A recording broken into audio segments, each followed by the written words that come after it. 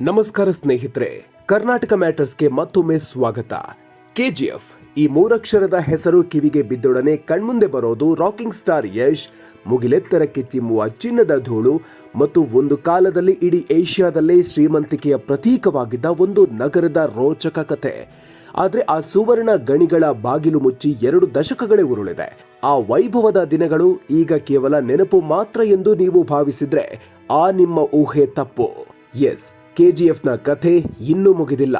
ಬದಲಿಗೆ ಸಾವಿರಾರು ಕೋಟಿ ರೂಪಾಯಿಗಳ ಹಿಂದೆಂದೂ ಕಂಡರಿಯದ ಮತ್ತೊಂದು ರೋಚಕ ಅಧ್ಯಾಯ ಈಗಷ್ಟೇ ಇಲ್ಲಿ ಆರಂಭ ಆಗ್ತಾ ಇದೆ. ಕೋಲಾರದ ಮಣ್ಣಿನ ಮಡಿಲಲ್ಲಿ ಮರೆಯಾಗಿದ್ದ ರಹಸ್ಯವೊಂದು ಈಗ ದೇಶದಾದ್ಯಂತ ಸಂಚಲನ ಸೃಷ್ಟಿಸಿದೆ. ಏನದು ರಹಸ್ಯ? ಕೋಲಾರದ ಮಣ್ಣಿನಲ್ಲಿ ಅಂಥದ್ದೇನಿದೆ? ಅದನ್ನ ತಿಳಿದುಕೊಳ್ಳೋದಿಕ್ಕೂ ಮುನ್ನ ತಪ್ಪದೆ ನಮ್ಮ ಕರ್ನಾಟಕ ಮ್ಯಾಟರ್ಸ್ ಚಾನೆಲ್ಗೆ ಸಬ್ಸ್ಕ್ರೈಬ್ ಆಗಿ ಬೆಲ್ ಐಕಾನ್ ಪ್ರೆಸ್ ಮಾಡೋದನ್ನ ಮರಿಬೇಡಿ. ಕೋಲಾರದ ಚಿನ್ನದ ಗಣಿ ಪ್ರದೇಶದಲ್ಲಿ ನೀವು ಅಡ್ಡಾಡಿದ್ರೆ ಬೃಹದಾಕಾರದ ಮಣ್ಣಿನ ಗುಡ್ಡಗಳು ನಿಮ್ಮನ್ನ ಸ್ವಾಗತಿಸುತ್ತೆ. ಇವುಗಳನ್ನ ಸ್ಥಳೀಯರು ಸೈನೈಡ್ ಗುಡ್ಡಗಳು ಅಂತ ಕರೀತಾರೆ. ಆದರೆ ಇವು ಕೇವಲ ಮಣ್ಣಿನ ರಾಶಿಗಳಲ್ಲ, ಬದಲಿಗೆ ಚಿನ್ನದ ನಿಧಿಗಳು. ಬರೋಬ್ಬರಿ 24 ವರ್ಷಗಳ ನಂತರ ಕೇಂದ್ರ ಸರ್ಕಾರ ಈ ತ್ಯಾಜ್ಯದ ಗುಡ್ಡಗಳನ್ನ ಹರಾಜು ಹಾಕುವ ಮೂಲಕ ಕೆಜಿಎಫ್ಗೆ ಮರುಜೀವ ನೀಡಲು ಮುಂದಾಗಿದೆ. ಅಲ್ಲದೆ ತನ್ನ ಬೊಕ್ಕಸ ತುಂಬಿಸಿಕೊಳ್ಳಲು ಮಾಸ್ಟರ್ ಪ್ಲಾನ್ ರೂಪಿಸಿದೆ. ಈ ಗುಡ್ಡಗಳು ಮತ್ತೇನೂ ಅಲ್ಲ, ಚಿನ್ನದ ಅದಿರನ್ನ ಸಂಸ್ಕರಿಸಿದ ನಂತರ ಉಳಿದಿರುವ ತ್ಯಾಜ್ಯವೇ ಈ ಸೈನೈಡ್ ಗುಡ್ಡಗಳು. ಇವುಗಳನ್ನು ತಾಂತ್ರಿಕವಾಗಿ ಟೇಲಿಂಗ್ ಡಂಪ್ಸ್ ಅಂತ ಕರೆಯಲಾಗುತ್ತೆ. ವರದಿಗಳ ಪ್ರಕಾರ ಕೆಜಿಎಫ್ನಲ್ಲಿ ಇಂಥ 9 ಬೃಹತ್ ಗುಡ್ಡಗಳಿವೆ. ಅವುಗಳಲ್ಲಿ ಸುಮಾರು 3.3 ಕೋಟಿ ಟನ್ ತ್ಯಾಜ್ಯ ಇದೆ. ಇವುಗಳ ಇಂದಿನ ಮಾರುಕಟ್ಟೆ ದರ ಎಷ್ಟು ಅಂತೀರಾ? ಬರೋಬ್ಬರಿ 25,000 ಕೋಟಿಯಿಂದ 36,000 ಕೋಟಿ ರೂಪಾಯಿ. ಇನ್ನು ಈ ಮಣ್ಣಿನ ಗುಡ್ಡಗಳಲ್ಲಿ ಕೇವಲ ಚಿನ್ನ ಮಾತ್ರ ಇಲ್ಲ. 2021ರಲ್ಲಿ ಕೇಂದ್ರ ಸರ್ಕಾರವೇ ರಚಿಸಿದ ಸಮೀಕ್ಷೆಯ ಪ್ರಕಾರ ಈ ತ್ಯಾಜ್ಯದಲ್ಲಿ ಚಿನ್ನಕ್ಕಿಂತಲೂ ದುಬಾರಿಯಾದ ಮತ್ತು ಅಪರೂಪದ ಲೋಹಗಳಿವೆ. ಪ್ಲಾಟಿನಂ ಗುಂಪಿಗೆ ಸೇರಿದ ಪೆಲಾಡಿಯಂ ಮತ್ತು ರೋಡಿಯಂ ಈ ಮಣ್ಣಿನಲ್ಲಿದೆ. ಈ 2 ಲೋಹಗಳನ್ನ ಮುಖ್ಯವಾಗಿ ವಾಹನಗಳಿಂದ ಬರುವ ಹೊಗೆಯನ್ನ ಶುದ್ಧೀಕರಿಸುವ ಕ್ಯಾಟಲಿಟಿಕ್ ಪರಿವರ್ತಕಗಳಲ್ಲಿ ಬಳಸಲಾಗುತ್ತೆ. ಇವುಗಳಿಗೆ ಜಾಗತಿಕ ಮಾರುಕಟ್ಟೆಯಲ್ಲಿ ಚಿನ್ನಕ್ಕಿಂತಲೂ ಹೆಚ್ಚಿನ ಬೇಡಿಕೆ ಇದೆ, ಬೆಲೆಯೂ ಇದೆ. ಅಂದ್ರೆ ಈ ಯೋಜನೆ ಕೇವಲ ದೇಶದ ಸಂಪತ್ತನ್ನ ಹೆಚ್ಚಿಸೋದಲ್ಲದೆ ಪರಿಸರ ಸ್ನೇಹಿ ತಂತ್ರಜ್ಞಾನಕ್ಕೂ ಅತ್ಯಮೂಲ್ಯ ಕೊಡುಗೆ ನೀಡಲಿದೆ.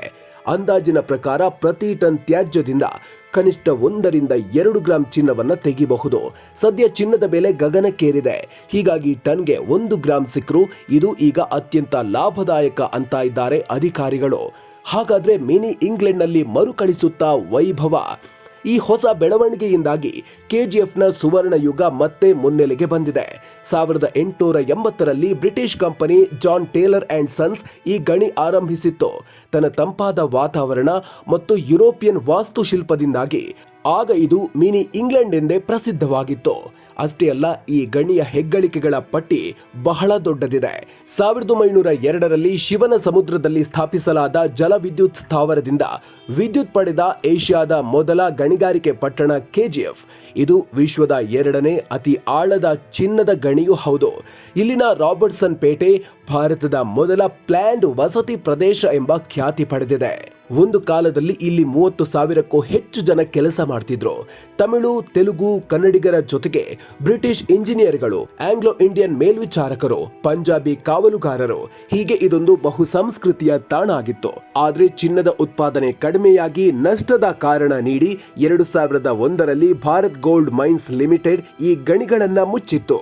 ಹಾಗಾದ್ರೆ ಹಳೆಯ ಗಣಿಗಳನ್ನ ಮತ್ತೆ ತೆರೆಯಲಾಗುತ್ತಾ? ಉತ್ತರ ಇಲ್ಲ. ಸದ್ಯಕ್ಕೆ ಸರ್ಕಾರದ ಸಂಪೂರ್ಣ ಗಮನ ಇರೋದು 1000ಕ್ಕೂ ಹೆಚ್ಚು ಎಕರೆಯಲ್ಲಿ ರಾಶಿ ಬಿದ್ದಿರುವ ತ್ಯಾಜ್ಯದ ಗುಡ್ಡಗಳ ಮೇಲೆ. ಇಲ್ಲಿ ಗಣಿ ಆರಂಭಿಸಲು ಹಲವು ಸವಾಲುಗಳು ಇವೆ. 1400 ಕಿಲೋಮೀಟರ್ಗೂ ಹೆಚ್ಚು ಉದ್ದದ ಇಲ್ಲಿನ ಗಣಿ ಸುರಂಗಗಳಲ್ಲಿ ವಿಷಕಾರಿ ಸೈನೈಡ್ ನೀರು ತುಂಬಿಕೊಂಡಿದೆ. ಅಷ್ಟೇ ಅಲ್ಲ, ಹಳೆಯ ಯಂತ್ರಗಳು ತುಕ್ಕು ಹಿಡಿದು ನಾಶವಾಗಿವೆ. ಹೀಗಾಗಿ ಈಗೇನಾದ್ರೂ ಗಣಿ ಆರಂಭಿಸಬೇಕಿದ್ರೆ ಅದಕ್ಕೆ ಸಾವಿರಾರು ಕೋಟಿ ರೂಪಾಯಿ ಬಂಡವಾಳ ಬೇಕು. ಹಾಗಾಗಿ ಈಗ ಕೇವಲ ಈ ತ್ಯಾಜ್ಯವನ್ನ ಹರಾಜು ಹಾಕುವುದಕ್ಕೆ ಕೇಂದ್ರ ಸರ್ಕಾರ ಮುಂದಾಗಿದೆ. ಇದರಿಂದ ಸಂಪತ್ತನ್ನ ಹೊರತೆಗೆಯಲು ಆಧುನಿಕ ಮತ್ತು ಪರಿಸರ ಸ್ನೇಹಿ ತಂತ್ರಜ್ಞಾನವನ್ನ ಬಳಸಲು ಮುಂದಾಗಿದೆ. ಈಗಾಗಲೇ ಹರಾಜು ಪ್ರಕ್ರಿಯೆಯನ್ನ ನಿರ್ವಹಿಸಲು ಕೇಂದ್ರ ಸರ್ಕಾರ ಎಸ್ಬಿಐ ಕ್ಯಾಪ್ ಸಂಸ್ಥೆಯನ್ನ ನೇಮಿಸಿದೆ.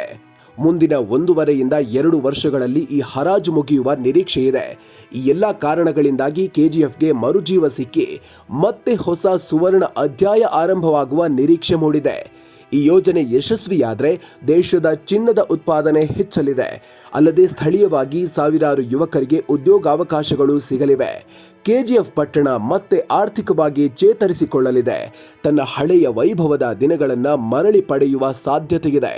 ಹೀಗೆ ಕೋಲಾರದ ನೆಲ ಮತ್ತೆ ದೇಶದ ಆರ್ಥಿಕತೆಗೆ ಶಕ್ತಿ ತುಂಬಲು ಸಜ್ಜಾಗಿದೆ. ಇದರೊಂದಿಗೆ ಕೆಜಿಎಫ್ನ ಕಥೆ ಇಲ್ಲಿಗೆ ಮುಗಿದಿಲ್ಲ. ಹೊಸ ಅಧ್ಯಾಯ, ಹೊಸ ಸುವರ್ಣ ಅಧ್ಯಾಯ ಈಗಷ್ಟೇ ಆರಂಭ ಆಗಿದೆ.